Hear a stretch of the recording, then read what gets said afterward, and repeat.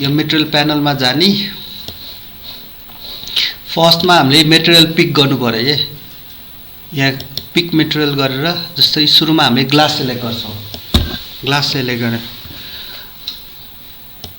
Glass select गर्ने बित्तिकै हाम्रो यहाँ एउटा क्यूब आउँछ यो भनेको यो क्यूब भनेको यो मेटेरियल बनेको ग्लास हो के अब हामी टेम्प्लेटमा गएर ग्लास जान्छौं नर्मल कमन ग्लास युज गर्छौं है त्यसपछि यहाँ चेन्ज हुन्छ अब अहिलेको लागि हामी यहाँ स्केचअपै राखौं है अनि मेन भनेको ग्लासको लागि यो स्केचअपमा गएर यो अल्फालाई हामी 10 राख्छौं के अल्फा भनेको ट्रान्सपेरेन्सी के यहाँ चेन्ज गर्ने बित्तिकै यहाँ उ भयो नि त यतापट्टि है फेरि एकचोटि मैले 50 राखी हेरौं है यहाँ चेन्ज भयो है अहिलेको लागि 10 राखी हेरौं यति गरे पुग्छ होला अनि यहाँ एडभान्समा गएर यो कास्ट स्याडो अफ गरौँ है किनकि स्केचअपमा गएर अल्फा आको होइन यो टेम्प्लेटमा गएर यो छ नि यो टेम्प्लेट मेटेरियलमा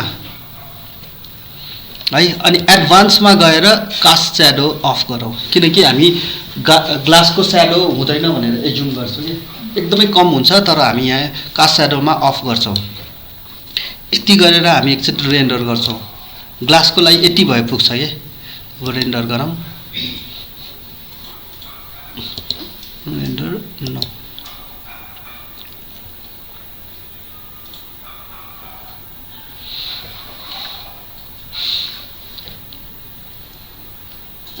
अब यो ग्लासको पनि कलर हुन्छ नि त यो अलि ब्लुइश कलर छ ग्लासको कलर चेन्ज गर्नु पर्यो भने चाहिँ हाम्रो यो कलरमा जान्छौं अनि यो कलरमा यो स्केचअपको ठाउँमा हामी कलर चुज गर्छौं है कस्तो चुज गर्ने कलर अलिकति ब्लुइश टाइपको कलर चुज गर्ने हो भने यसरी गर्छौं है एक्चुअल कलर चाहिँ यहाँ देखाउँछ ल अनि यसरी यो पिक पोइन्ट यो पिक कलर पिक गरिसकेपछि अनि यो कलरमा क्लिक गर्छौं है त्यो कलर ल्याउनलाई अनि देन रेन्डर गर्छौं है यहाँ कलर चेन्ज भयो नि है त्यही हो अब मैले कलर चेन्ज गरे फेरि एकचोटि रेन्डर गर्छु म यसरी कलर चेन्ज गर्न सकिन्छ के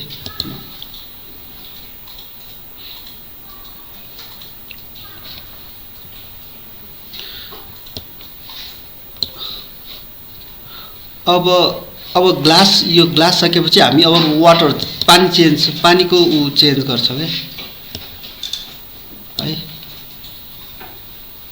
वाटरको एलिमेन्टलाई क्लिक गर्छौं पिक सेलेक्ट गर्यो यहाँ टेम्प्लेट गएर लिक्विडमा गएर यहाँ वाटर भन्ने छ है वाटरमा सेलेक्ट गर्छौं यहाँ आयो यहाँ हामीले सजिलोको लागि स्केचअप गर्छौं अनि त्यही अल्फा भन्नेमा यो 100 मा हामी 10 गर्छौं के 10 गर्छौं एडभान्स गएर कास्ट स्याडो अफ गर्छौं कास्ट स्याडो अफ गर्छौं है चेन्ज भयो अल्फा स्केचअप को तल यति गरेपछि हामी फेरि एकचोटि रेन्डर गर्छौं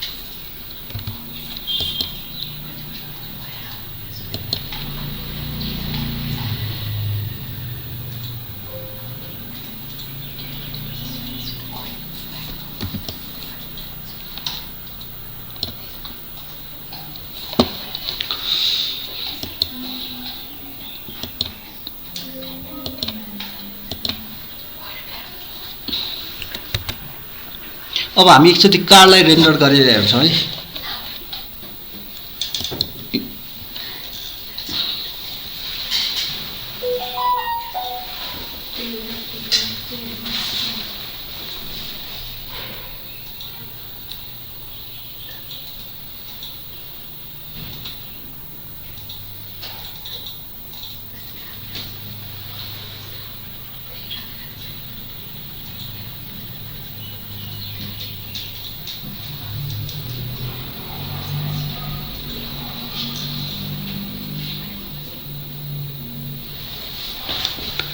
यहाँ है कारलाई हामी रेन्डर गर्न जाँदैछौँ है। कारमा चाहिँ यो मैले टेम्प्लेट मेटेरियल लिएँ है, यो गरेँ। त्यसपछि सेकेन्ड मेथड टेम्प्लेट गरेँ। यहाँ कार पेन्ट्स भनेको छ है, हामीलाई कस्तो चाहियो, ब्लू गोल्ड चाहिएन, रिफ्लेक्सन अहिलेको लागि ब्लू रिफ्लेक्सन गरौँ है। सरी मैले यो कारलाई सिलेक्ट गरेको अलि मिस्टेक भयो जस्तो छ। यस्तो हुनुपर्ने। यो गए car paints okay blue reflection okay. अनि यो रिफ्लेक्सन कलरमा गएर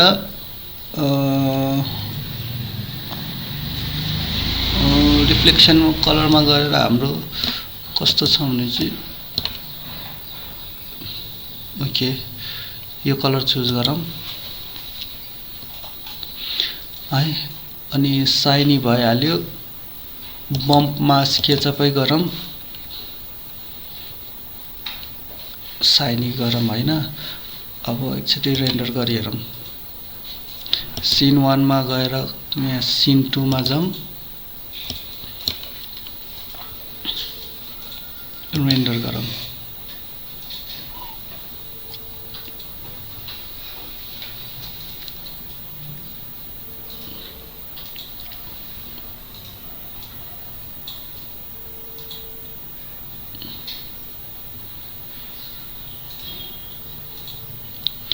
है अहिलेको भन्दा अलि रिफ्लेक्सन आयो। अब यो यसमा जुन यो लाइट छ नि, यो लाइटलाई अलिकति जुन यो रातो लाइटलाई छ नि, यो लाइट चाहिँ अलिकति कस्तो फ्ल्याट कलर जस्तो देख्यो, त्यसलाई पनि हामी चेन्ज गर्छौँ है।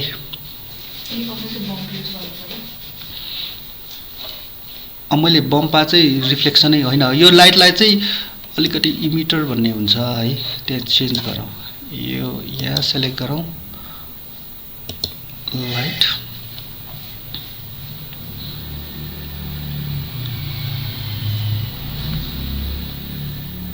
ओके टेम्प्लेटमा गएर यहाँ इमिटर भन्ने छ है।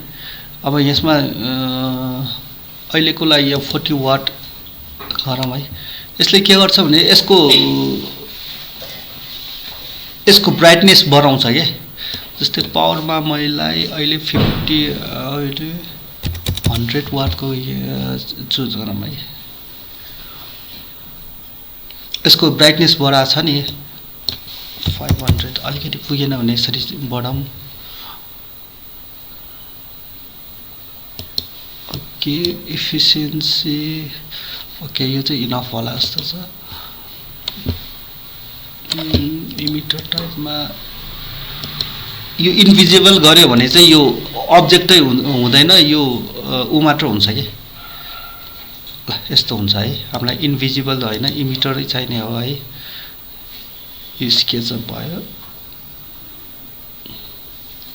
यस्तो भयो। अब हामी रिरेन्डर गर्छौँ है। Stop render, you want to stop, yes. फेरि एकचोटि रेन्डर गरिहाल्छौँ है। अब रेन्डर गर्दा चाहिँ यो लाइट चाहिँ अलिक ब्राइट हुन्छ होला सायद।